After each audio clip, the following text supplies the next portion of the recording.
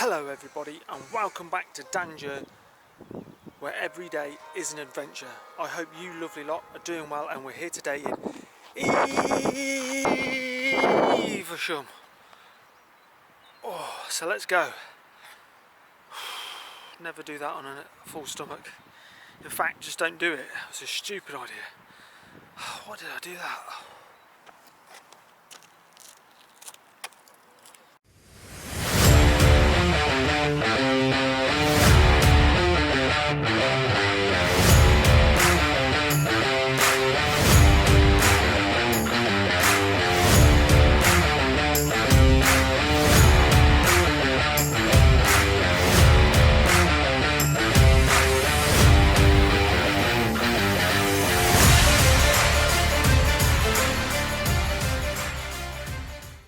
So here it is. This is a lovely park area. Look, down by the River Avon. I don't know what this is. What is this? And there, look, we're going to go and have a look up there in a moment. And then, but I've just spotted this little statue over here, so we're going to go and have a semi-shufty. It looks like he's blowing and doing the fingering. See, he's blowing and he's doing the fingering. What makes Evesham special? There's ale and on the charts. Its growth through the time. Bells rang out in peaceful chime. Is this like a poem? By Judy Cox. Let's go and have a look. Down here. There's not many flowers out yet still. We're getting there. We're getting there. Oh. What? Here it is, the river, the Fleur.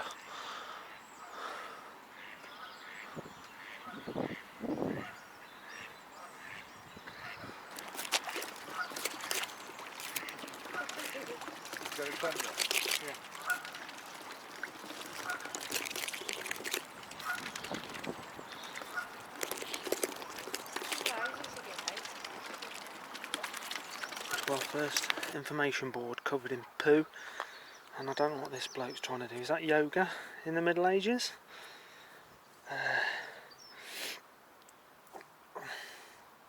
Ponds and abbey.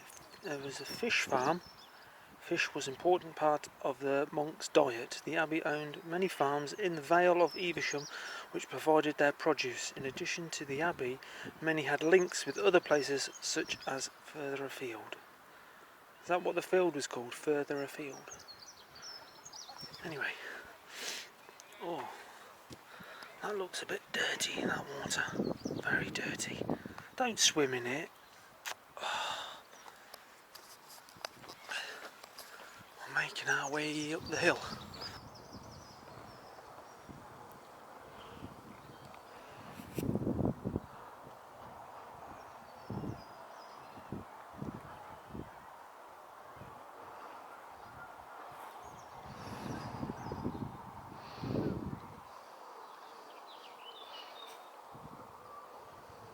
The history of Evesham begins even before Roman Britain, with materials from archaeological sites dating back to Bronze Age showing the existence of early settlements along the river.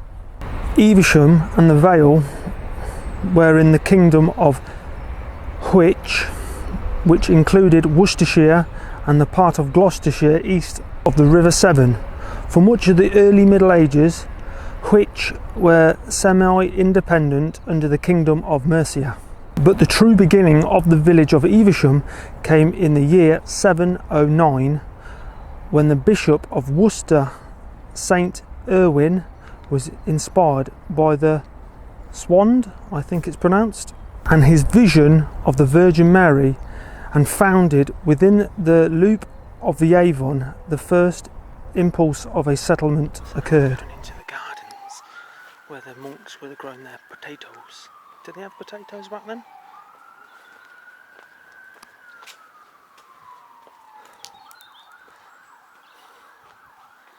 The saints.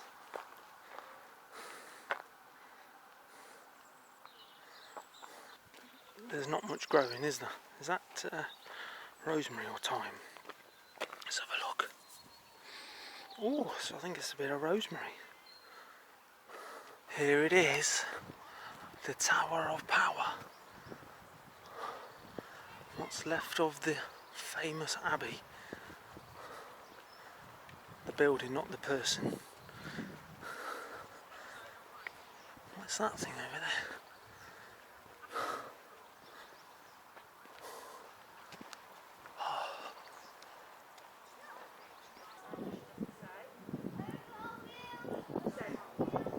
So this is the Bow Tower.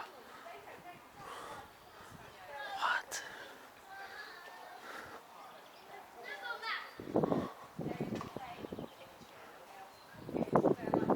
Wow. This tower was built between the years 1529 and 1539. Was it restored in 1951?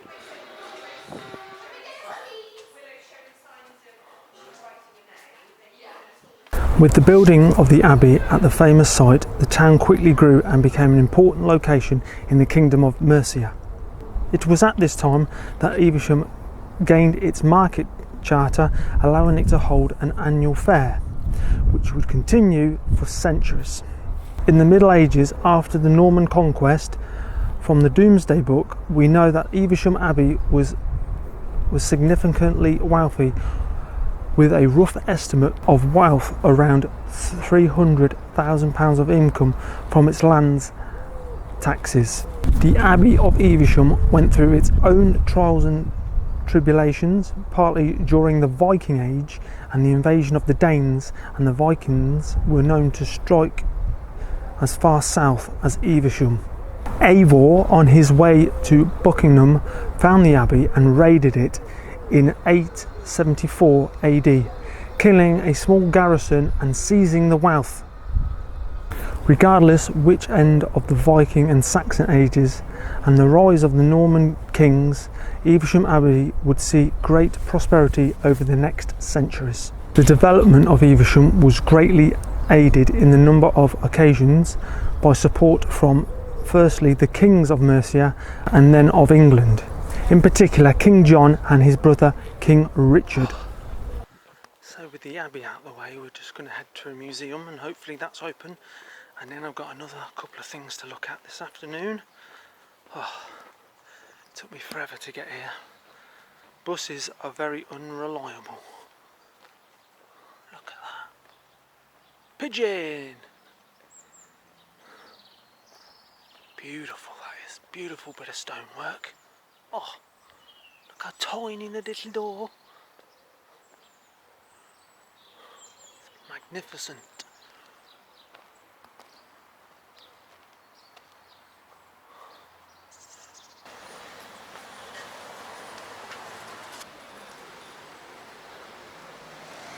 A red horse. I've never seen a red horse. And the YE is the, because they used to combine the T and the H together. Just so you know. So this is the museum here, I think. It looks a bit nice. Except for the old wrinkly tin roof. I suppose thatch was a bit too much to ask for. And best of all, the best bit is it's free. So,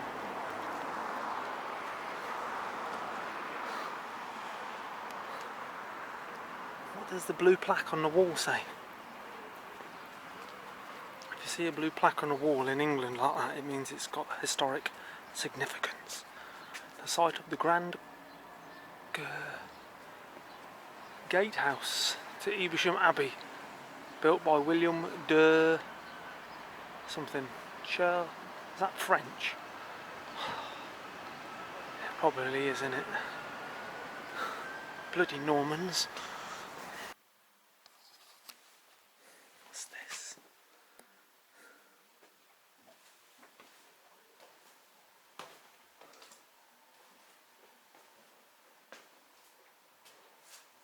Wow. People were short back then days.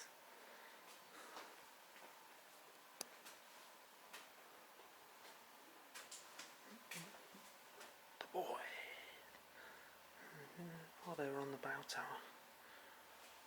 skull in there. That's what happens to visitors who don't behave.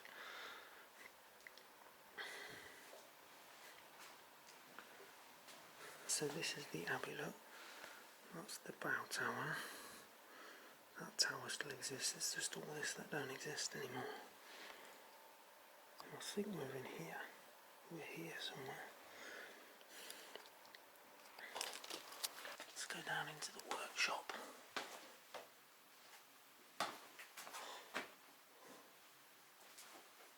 What's going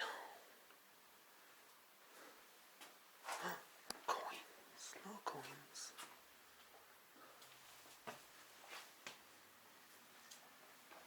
And I thought my house was cluttered. Low blow. What's going on in here? Saddling up some horses, ready to ride. Look at the size of those bellows. Wow, they are big bellows. Lot of horseshoes. What are these things called? A tug hook. Girth strap. I think I might need one of them. And oh, we've got a saddler's donkey. Now, which end do I put the carrots? Fairy. Life boy. There he is, look. Oh, look at his tash. You beauty.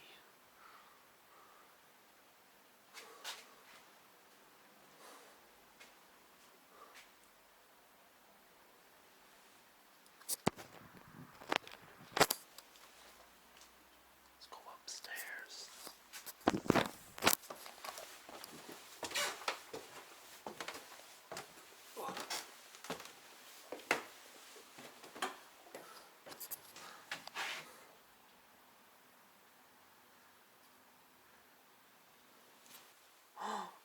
Simon's room. Is he in here still? His ghost.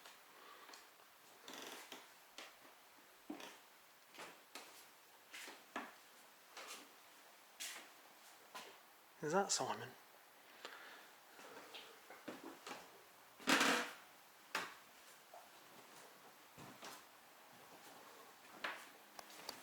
Oh, it's like being back at school if you're Victorian. Wow.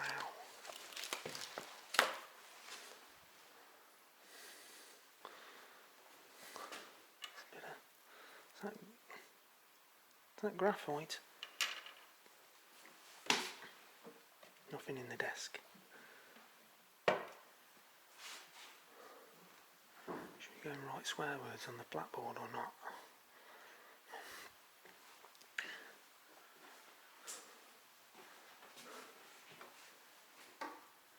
Is that a real apple? It looks manky. So this is the gardens. That house has seen better days, hasn't it? There's a wooden horse over there.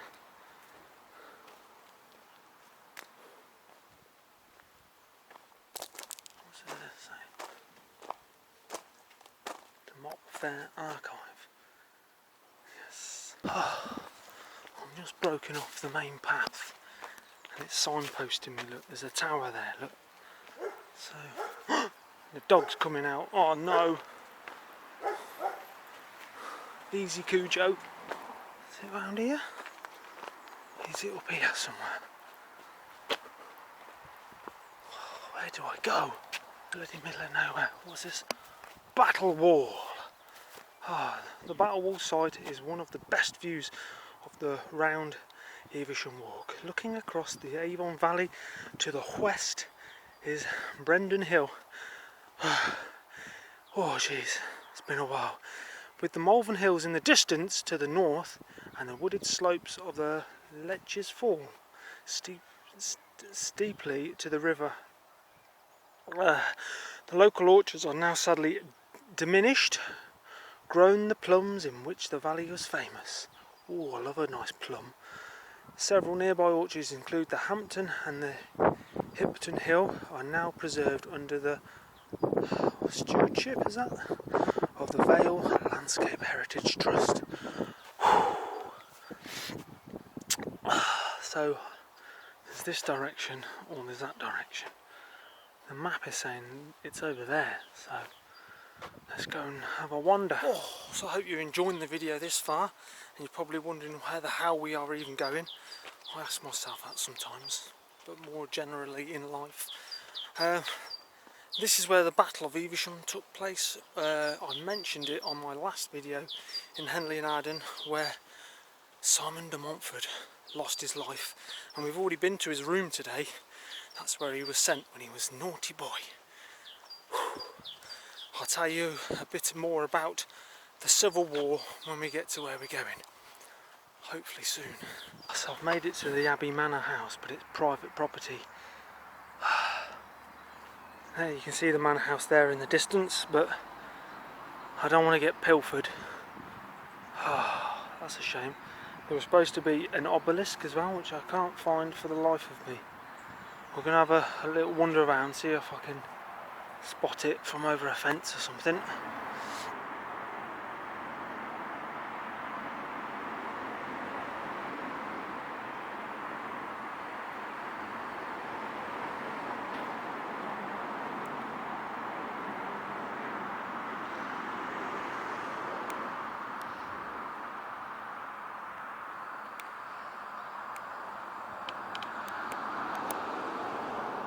So here we are at the tower. Unfortunately we can't get any closer, though I might try in a moment.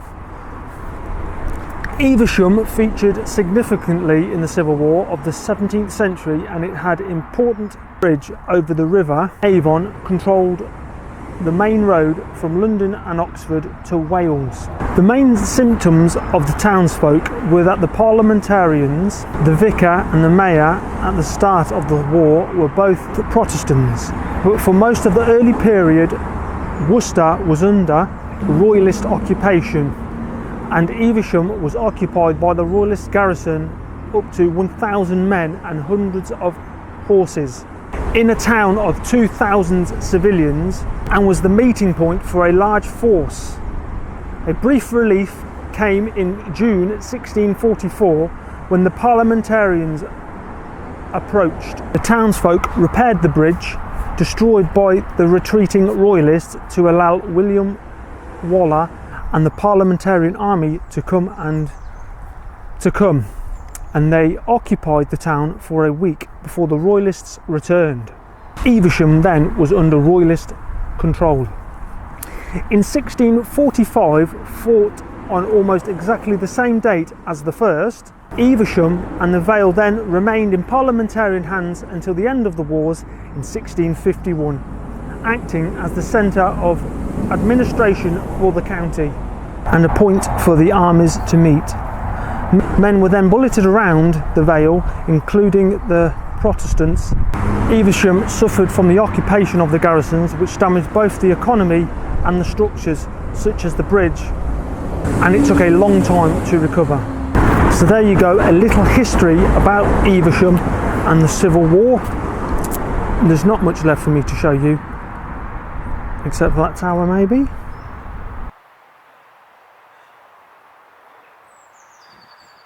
This is cool, isn't it? The tower was erected in the year, oh come on with the Roman numerals, 1842, in the memory of Simon de Montfort, the Earl of Leicester, father and founder of the British House of Commons, who was slain at the Battle of Evesham. Oh.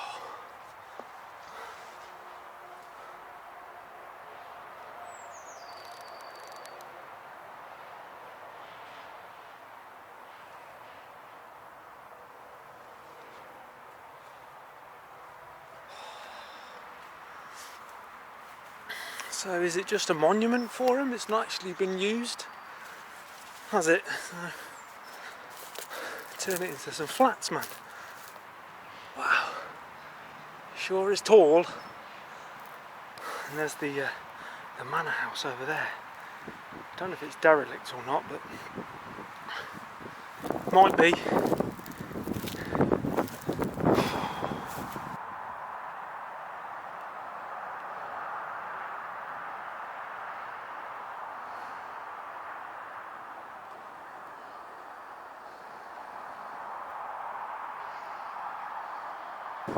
So that's it for today. I hope you've enjoyed looking around Evesham and exploring the history with me. I've got plenty of more if you want to check those out, and I'll see you all next time. Take care of yourselves, stay safe out there, look out for one another. Cheery bye.